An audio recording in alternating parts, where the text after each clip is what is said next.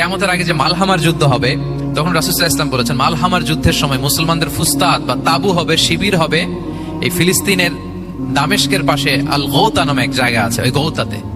এবং ঈসা আলাইহিস সালাম এসে যে দাজ্জালকে হত্যা করবেন সেটাও ওই শামে। ফিলিস্তিনের বাবুল লুদ এখনো একটা জায়গা আছে, ওই জায়গাটার নাম এখনো বাবুল লুদ, ওখানে তিনি দাজ্জালকে হত্যা করবেন। আপনারা কি তুর পাহাড়ের নাম শুনেছেন? এটা মিশরের একটা পাহাড়, অনেক উঁচু, 2285 মিটার উঁচু।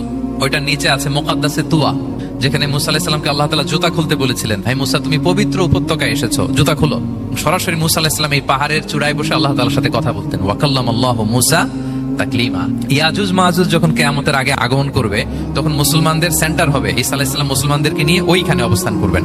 এবং আল্লাহর হাবিব সাল্লাল্লাহু আলাইহি ওয়াসাল্লামের মেরাজের রাতে ইসরার সময় একটা স্টেশন ছিল এই তুর পাহাড়। জিবরাইল আলাইহিস সালাম এই তুর পাহাড়ে আল্লাহর হাবিব সাল্লাল্লাহু আলাইহি ওয়াসাল্লামকে নামিয়ে বলেছিলেন যে এটা জাবাল মুসা, আপনার ভাই মুসার পাহাড়, আপনি এখানে 2 রাকাত নামাজ পড়েন, দোয়া করেন।